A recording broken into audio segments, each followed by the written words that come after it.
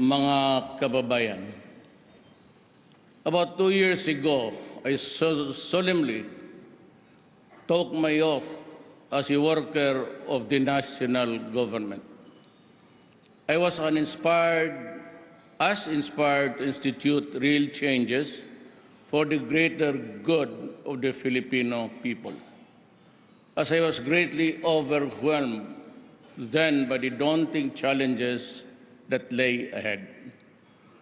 2 years later, my solid commitment to directly and decisively address our nation's collective challenges remains. It has not wavered. In truth, it has even gotten stronger through adversity and the desire to give the people the most we can within my term in this government. Let me begin by putting it bluntly. The war against illegal drugs is far from over. But before the war resulted in the seizure of illegal drugs worth millions of pesos, today they run billions in peso value. I can only shudder at the harm that those drugs could have caused had they reached the streets of every province, city, municipality, barangay, and community throughout the country. That is why the illegal drugs war will not be sidelined. Instead, it will be as relentless and chilling, if you will, as on the day it began. These drug dealers know fully well that their business is against the law. They know the consequences of the criminal acts, especially when caught in flagrante delicto, and they violently resist arrest. They know that illegal drugs waste away lives, dysfunctionalize families, and ruin relationships. They know that once hooked, addicts will die slow deaths, and yet they persist in doing what they do, oblivious to the terrible harm that they cause to the people and communities. And when illegal drugs operations turn nasty and bloody, advocates of human rights lash at and pillory our law enforcers and this administration to no end. Sadly, I have yet to hear, really, howls of protest from the human rights advocates and church leaders against drug lordism, drug dealing, and drug pushing as forceful and vociferous as the ones directed against the alleged errant enforcers in the fight against these social scourge. If you think that I can be dissuaded from continuing this fight because of our demonstrations, your protests, which I find the way misdirected, then you got it all wrong. Your concern is human rights. Mine is human lives.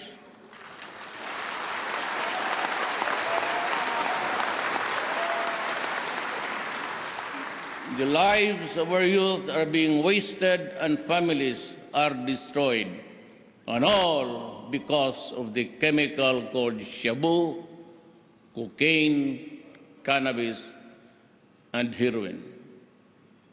Human rights, to me, means giving Filipinos, especially those at the society's fringes, a decent and dignified future to the social and physical infrastructures necessary to better their lives and freedoms and the hard-earned property of every Filipino whose condition we wish to improve shall be protected from criminals, terrorists, corrupt officials, and traffickers and contrabands.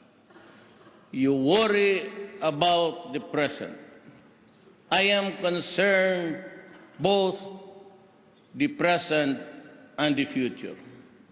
I worry about the future because I know what crimes can do to the youth of this country if not stopped. Crimes can make human cesspools of succeeding generation. I will not allow it to happen. Not during my term. Time and again, I have stressed that corruption must stop. Corruption is like a leech that it bleeds the government of funds, program, infrastructure, and social development projects. It saps the morale of dedicated and honest government workers, and corruption destroys those who succumb to its temptation, and eventually it is the innocent who will suffer and bear its horrible consequences. The love of money is corrosive, and sadly, the desire to make the easy kind of being imaginative and manipulative corrupts absolutely. Stolen wealth does not make the thief respectable. Neither will the trappings of wealth mask or cap the stink that thievery exudes.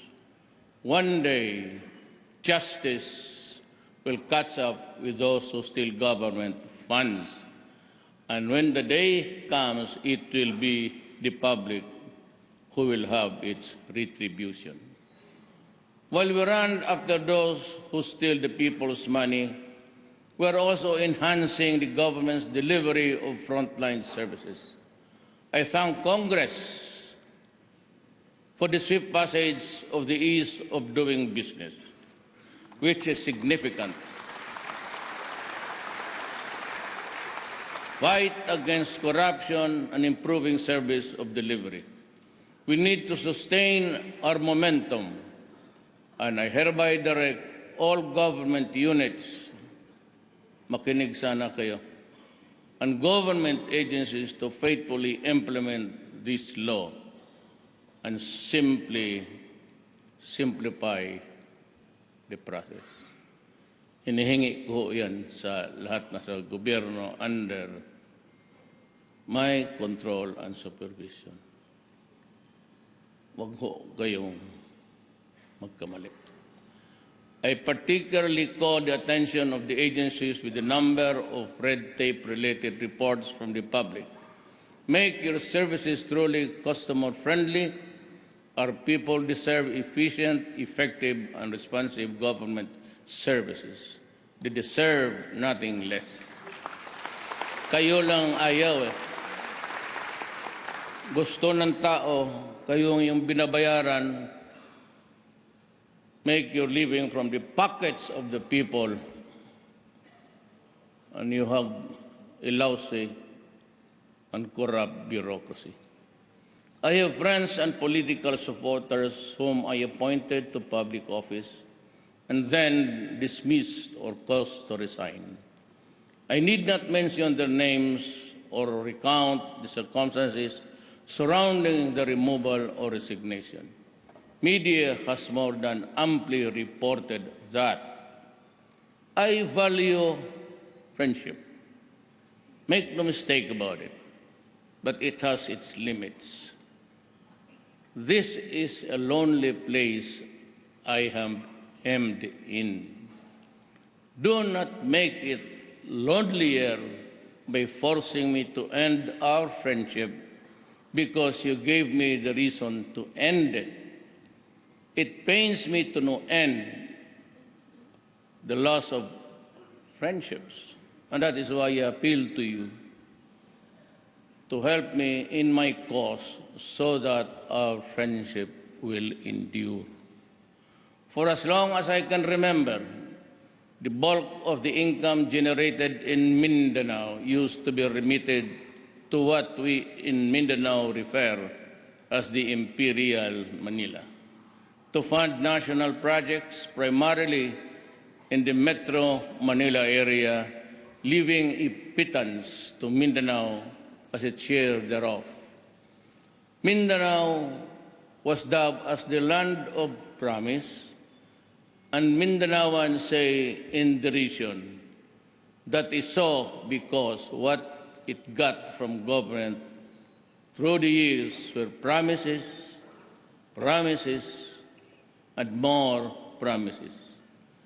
We aim to rectify that derisive observation, and as a matter of fact, we are now in the process of fulfilling that promise through significant increases in the budget for Mindanao. At the end of my term, I hope to see the promise of Mindanao fulfilled, or at least at the very least, approaching fulfillment. Be that as it may, Mindanao pauses at the crossroads of history. One road leads to harmony and peace, the other to war and human suffering. Despite all that has been said or against the Bangsamoro Organic Law by all sectoral groups, I make this solemn commitment that this administration will never deny our Muslim brothers and sisters the basic legal tools to chart their own destiny within the constitutional framework of our country. When the approved version is transmitted and received by my office, the law has been passed actually, and I intend to give me 48 hours to sign it and ratify the law.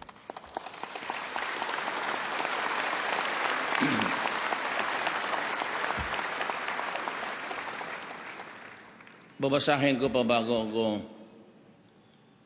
pipirmahan. Baka may siningit kayo dyan na hindi maganda para sa ibang tao. We will need loads of understanding and patience to endure and overcome the birth pangs or pains of the new beginning. To me, war is not an option. We have been through the catastrophe in Marawi. We have seen the horror, the devastation, and the human toll, and the displacement of both Christians and Muslims alike. I have made a pledge that ISIS terrorists or groups or its allies will never gain foothold in our country.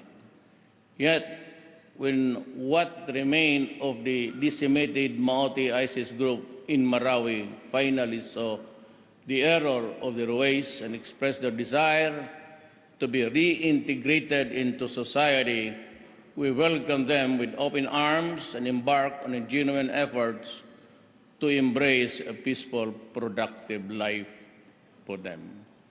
We owe it to our fallen soldiers and police officers in Marawi and elsewhere to put an end to the bloodshed and seek the path of true peace, a peace that will last beyond this lifetime and whose dividends our children will reap.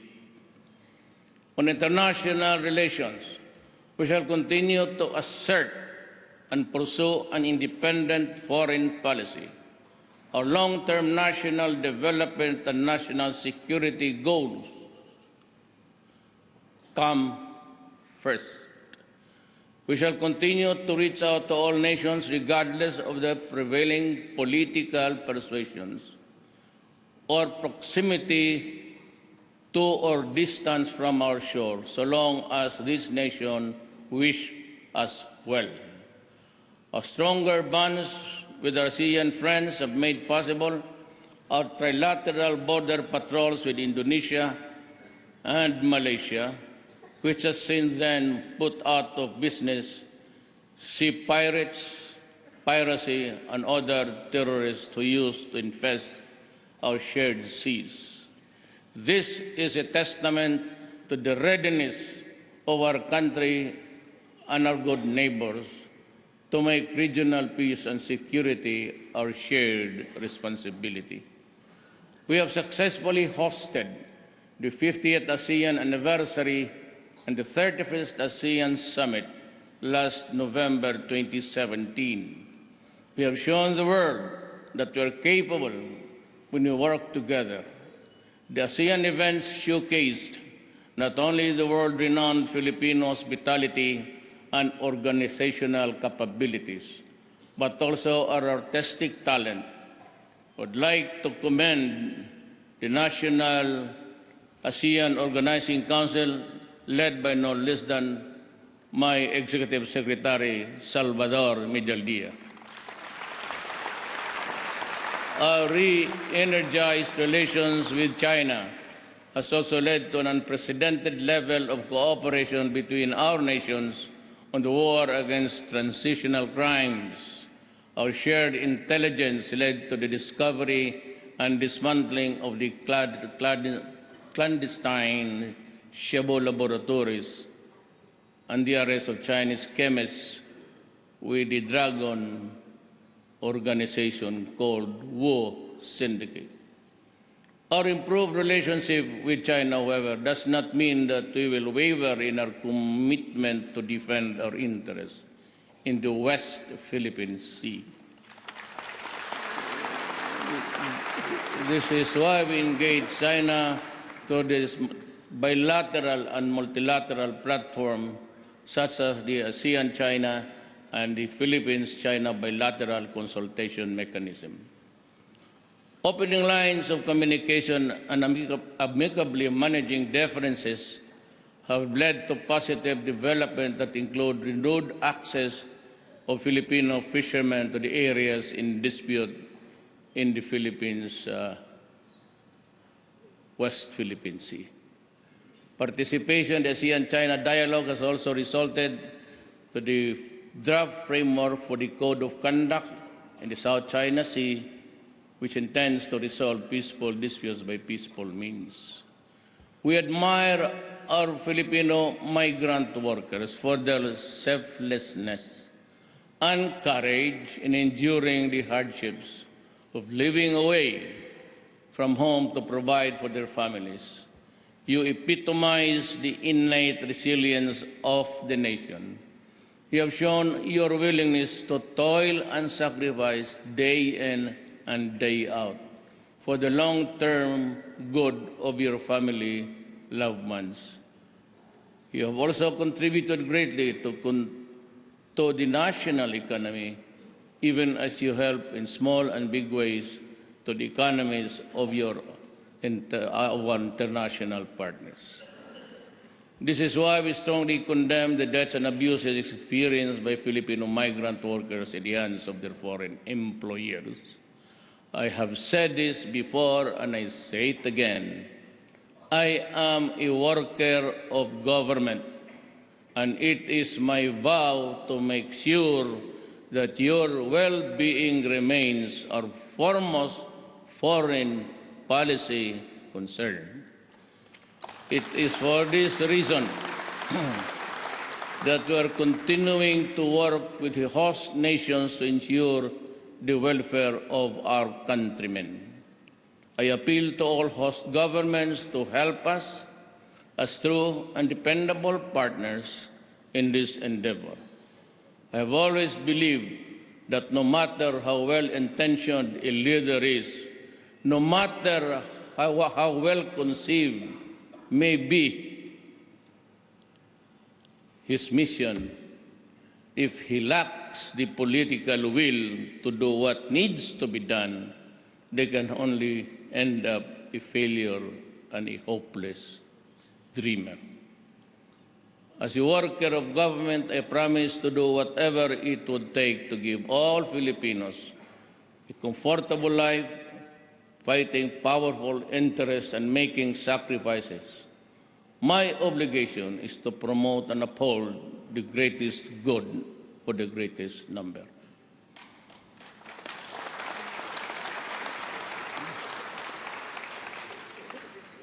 Our campaign against ENDO has resulted in the regularization of the more than 300,000 workers as of early this month.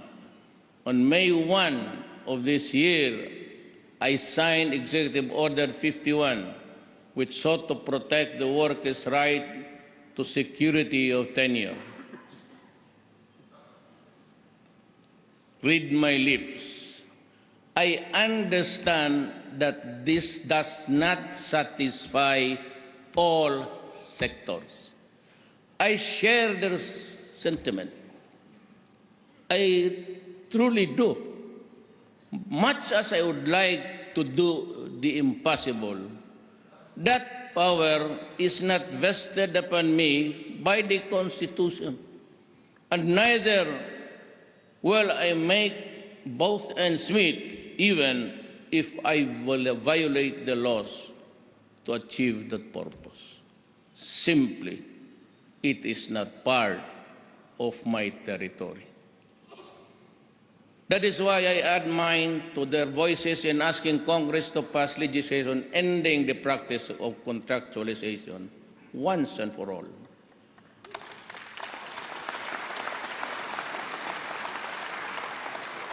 Our farmers, especially our coconut farmers, form a significant part of the basic sectors of society. It is from the toil of their hands that we put food on the table. It is my hope that we finally see this through. I urge you, Congress, to convene the bilateral conference committee and pass at the soonest possible time the bill establishing the Coconut Farmers Trust Fund. I pray that you will do it. My administration remains firm in its resolve to ensure that the country's telecommunications services are reliable, inexpensive, and secure. A draft terms of reference for the entry of a new major industry player is at hand. The terms will be fair, reasonable, and comprehensive. It will be inclusive, so it will be open to all interested private parties, both foreign and local. The only condition is that the chosen entity must provide the best possible services at reasonably accessible prices. However, our efforts to usher in a new major player shall render futile if we do not improve its odds of success in an industry that has long been dominated by a well-entrenched duopoly. We shall therefore lower interconnection rates between all industry players, not only to lessen the cost to the customers, as it will also lower the cost of incoming players to access existing networks. A market environment that is more conducive to competition. This is a policy which is crucial to ensure that our solution to our telecommunication problems will be both meaningful and lasting. In the last 2 years, experience has taught me that lack of consultation or insufficiency of information can, at times, lead to rash judgments. Often when I am unsure of the most appropriate course of action to take given the problem, it's a factual menu, and the desired end, I never fail to consult to discuss options with persons whom I trust and whose advice I value. When I decided to establish malasakit centers in Cebu, Tacloban, and Iloilo, my longtime aide, Bongo, and his team became instrumental in arriving at the right decision through proper consultations.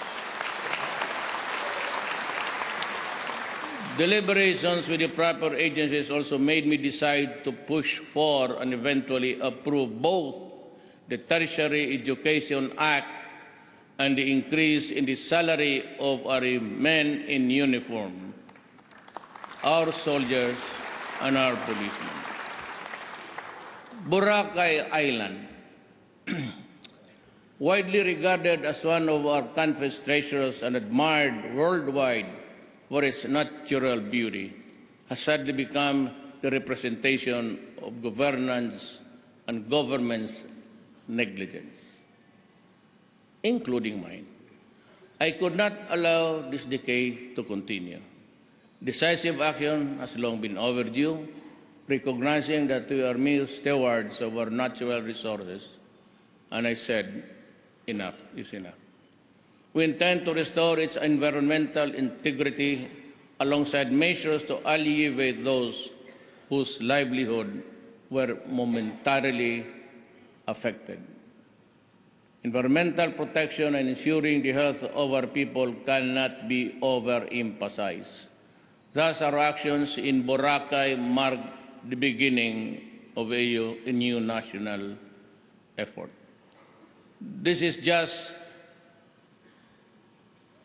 for the other tourist destinations needing urgent rehabilitation and enforcement of environmental and other laws shall soon follow. I urge local government units to proactively enforce our laws and not wait for us to swoop down on your areas just to do your duty and work.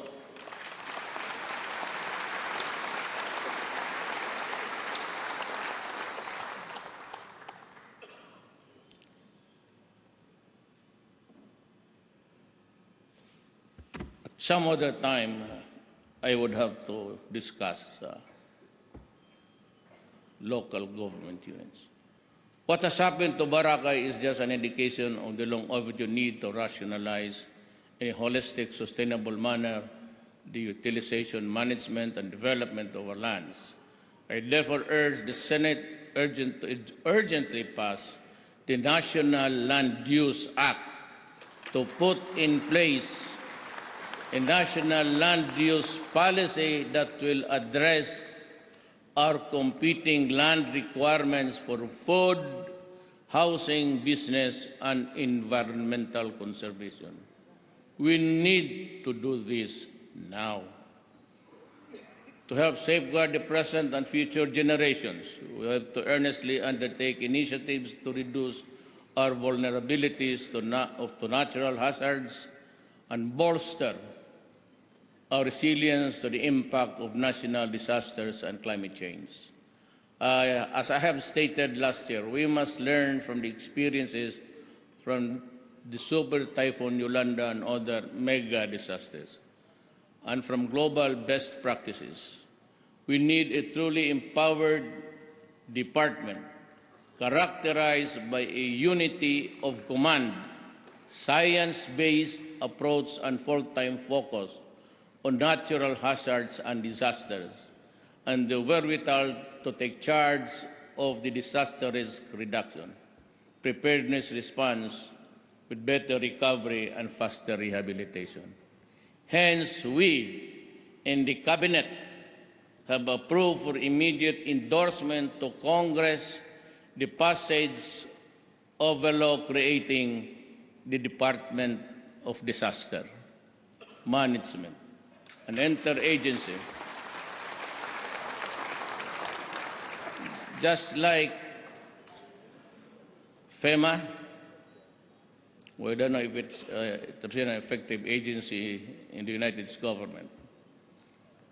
An interagency crafted and a high priority measure aimed at genuinely strengthening our country's capacity to reliance on natural disasters. I fervently appeal to Congress to pass this bill with utmost urgency. Our people's safety requirements cannot wait. Ours is a rich and beautiful country. Indeed, add to that a great number of people equipped with technical expertise and professionalism, and you have a country poised to soar and take this place among the world's economic and financial eagles. God willing, inshallah. Nature enjoyed us with its wealth to be taught for the benefit of all generations. My policy in the utilization of these resources is non-negotiable. The protection of the environment must be top priority. And extracted resources must be used for the benefit of the Filipino people, not just a select few. Do not just give me taxes. I can get it from other sources. Give me what needs to be given to my countrymen. To the mining industry, I see this once again, and maybe for the last time. Do not destroy the environment or compromise our resources. Repair what you have mismanaged. Try to change management radically, because this time you will have restrictive policies. The prohibition of open pit mining is one. It is destroying my country. It is destroying the environment. It will destroy the world of tomorrow for our children. I again warn responsible miners along with their patrons to stop destroying our watersheds, recharge areas, forests, and aquatic resources. You can no longer fish in our rivers. It's all contaminated. And the color is not even brown or purple or white. It's black. You want to see it? I will invite you. We can go to the Walwal and the other mining areas. And I'm sure you will puke with what is happening to this country. Expect reforms, radical ones. I do not intend to quarrel with anybody with the money, but for as long as I'm here, I said, you will just have to contend with me. Expect you to do your part in ensuring our nation's sustainable development, starting now. Exhort all concerned agencies and local government units to uphold the concept of intergenerational responsibility in exploring and the utilization of our mineral wealth, protection and preservation of our biodiversity, anchored on the right to a balanced and healthy ecology. I applaud Congress for the timely passage of the train law. You have made funds available to build better roads, bridges, and improve health and education, and strengthen our safety and security. Some have incorrectly blamed our effort towards a fairer tax system for all the price increases in the past months, and some irresponsibly suggesting to stop train implementation. We cannot and should not. We need this for sustainable growth that leaves no Filipino left behind. Train is already helping poor families and senior citizens cope up with rising prices. We have distributed unconditional cash transfer to 4 million people and will help 6 million more this year. Following the 1 peso discount per liter in gas stations, we have also started releasing fuel vouchers to public utility, jeeps, and other valid franchises. Further, we have fast-tracked the distribution of energy rice to provide affordable rice for all. Excuse me. This year, we are giving 149 billion pesos worth of subsidies to the poor and vulnerable. Next year, the amount will be increased to 169 billion pesos. But no amount of subsidy can help the poor if some businesses take advantage of their situation to make more money. I ask businesses to cooperate with us in charging a fair price. To help stabilize rice prices, we also need to address the issue of artificial rice shortage. I now ask all the rice hoarders, cartels, and their protectors. You know that I know who you are.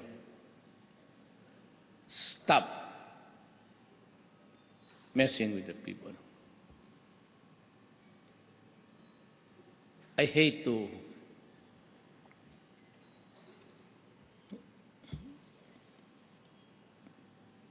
power sometimes is not a good thing, but I hope I would not have to use it against you.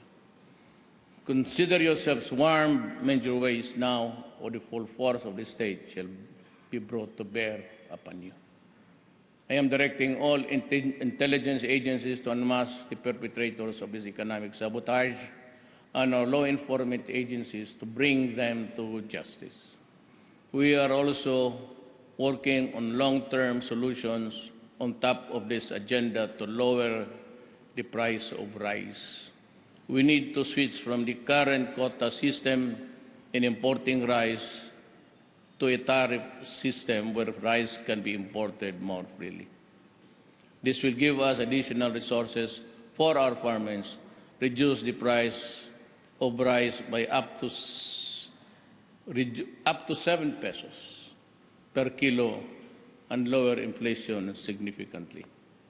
I ask Congress to prioritize this crucial reform, which I have certified as urgent today. Alam mo, ako humingi talaga ng tulong. Business is really for profit. I understand that. But Philippines has always been a playground for, scoundrels and those who do it without really considering the plight of the others. It's all conscience. When I run for public office, I promise to do whatever it takes to give all Filipinos a comfortable life, even if it means fighting powerful interests. I am committed to a comprehensive tax reform, and I ask Congress to continue the job. Package 2 will be lower corporate income taxes, especially for our small businesses. Lower taxes mean they will have more money to invest and create more jobs. More than 99% of our businesses are micro, small, or medium enterprises and employ around 65% of our workers.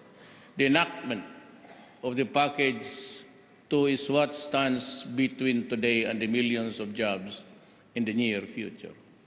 Congressman Coa, Gonzales, Abo, and Green, and Botocabi, as well as the Swansing family, filed versions of Package 2 last March 2018. Salamat po. And I support their push to shepherd the bill. I hope the Senate will follow suit. Maybe tomorrow, sir? This matter is urgent. Do not be part of the problem by ignoring it. I hope to sign Package 2 before the year ends. I urge Congress to pass it in form that satisfies our goals and serves the interest of the many, not just the wealthy few. By the end of July 2018, all 5 packages of my tax reform would have been submitted to Congress. Apart from train, rice tariffication, and Package 2, they include the mining, alcohol, and tobacco tax increase, reform in property valuation, reform in capital income and financial taxes, and an amnesty program. I urge Congress to take them seriously and pass them in succession, for there is no chance that we can deliver our promises without an equitable tax system.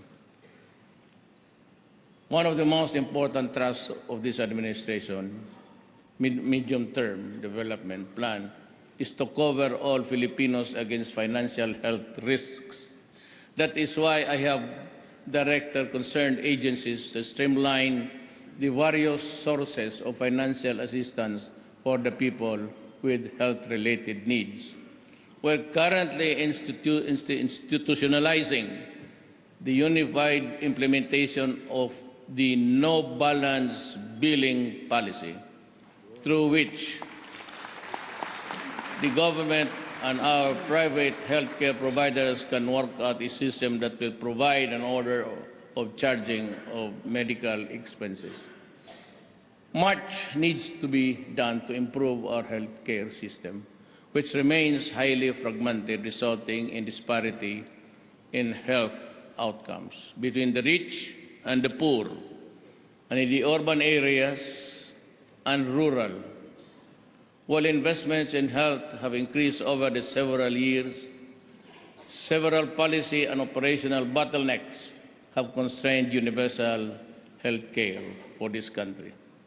We shall pool our resources for health services under the Philippines institutionalized primary care as a prerequisite to access higher level of health care and supplement human resource gaps in the LGUs through a national health workforce support system.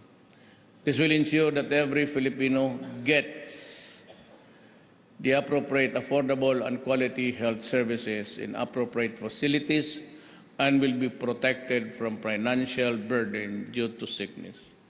To this end, I urge the speedy passage of the Universal Health Care Bill authored by former Representative Harry Roque.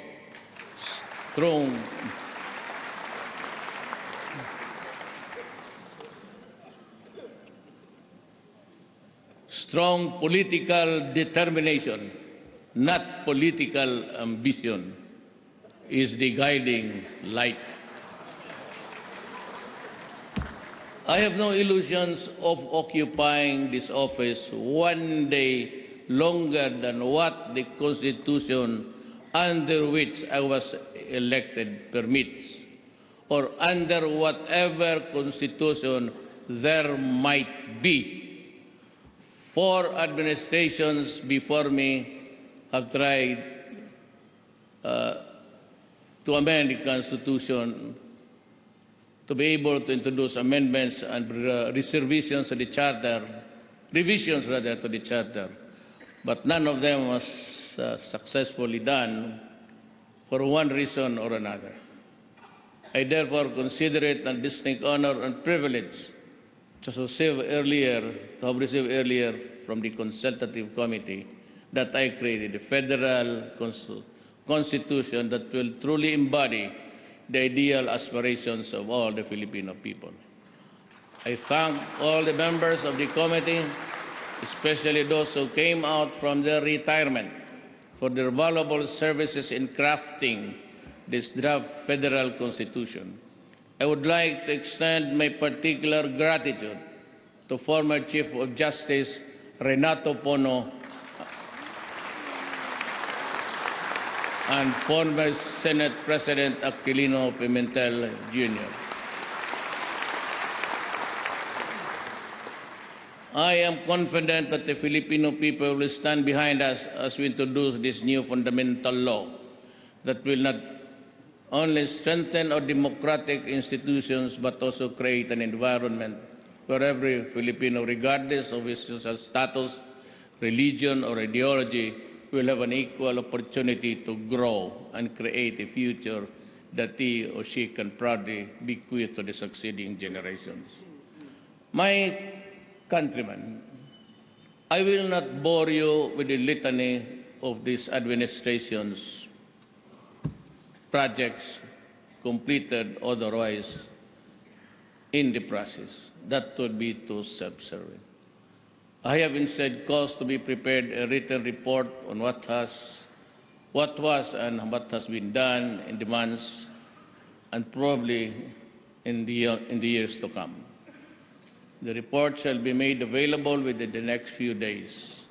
I was informed that satellite facilities were set up by the Presidential Communications Operations Office in certain far-flung barangays So as of today, the residents of these communities can watch the state of the nation and for the first time see you on TV. I hope you'd have enjoyed the experience. In ending, may I quote, I have always quoted, but in my previous talks, one American that I salute, the great Abraham Lincoln. And this has been, I've been in government for the last, if I complete my term, inshallah, God willing, I would have served government for 40 years. And I came across this statement which has been with me since I was a fiscal in the 70s. And he said, if I were to try to read, much less answer all attacks made on me, this shop, the presidency, might as well be closed for any other business. I do the very best I know how, the very best I can, and I mean to keep doing so until the end. If the end brings me out all right, what has been said against me won't amount to anything. But if the end brings me out wrong, 10 angels of God swearing that as I was right would make no difference. Daghang salamat kaninyong tanan.